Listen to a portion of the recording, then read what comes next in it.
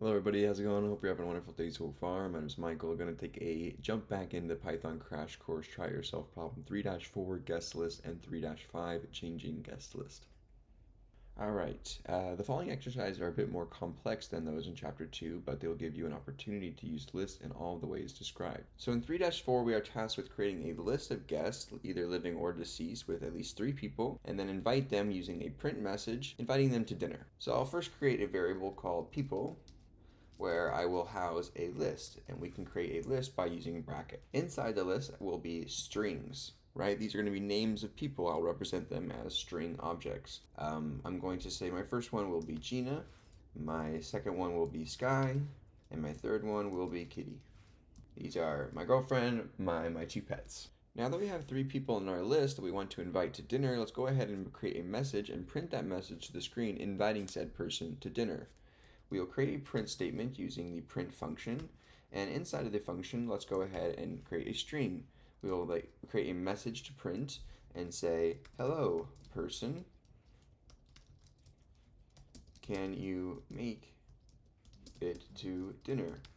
Now that we have a message we're going to use to print, we actually need to directly associate that message to each person in our list. We can convert our string to an F string or a format string, and instead of person, we're going to put the curly braces around some variable here. We can actually directly insert, using the curly braces and F string syntax, that variable associated with each person in our list. So instead of person, we're going to say people for the list that we are trying to access. So we're accessing the people list.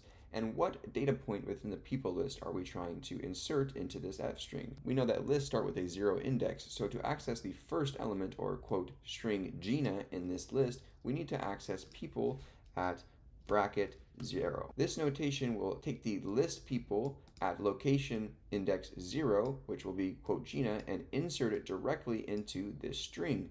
Hello Gina, can you make it to dinner? If I go ahead and print this function, hello Gina, can you make it to dinner?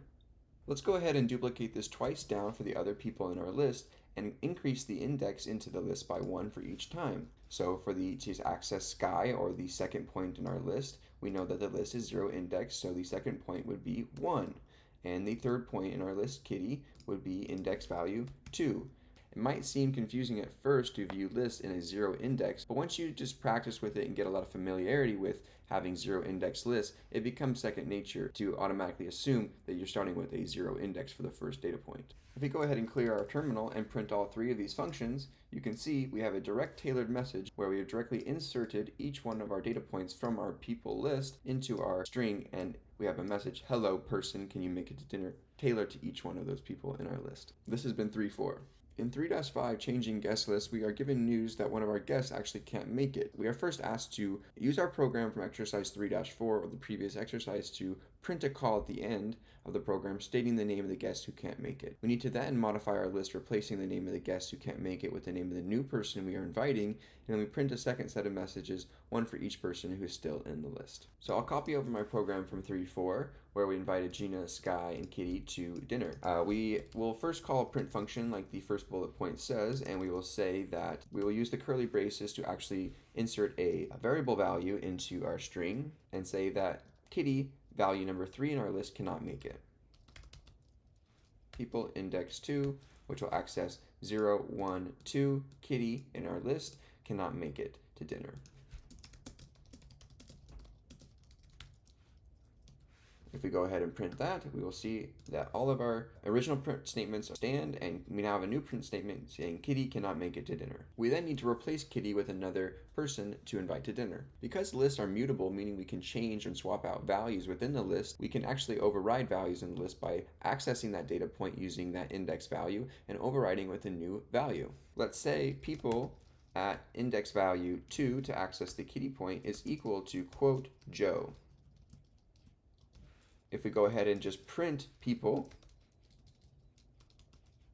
at index value 2 now, you will see we get Joe is now an overriding value for that third spot in our list. Now instead of just printing Joe, let's go ahead and print our original statements from above, where now we originally print Kitty here and here as well. We override Kitty with Joe, and in this statement here, Joe will stand. We go ahead and clear our terminal and run this program. you can see we get hello Gina, hello Sky, hello Kitty. Kitty cannot make it. Hello Gina, hello Sky, and now hello Joe. All right, this has been 3.4 and 3.5 of Python Crash Course. Try it yourself. Thanks so much for watching.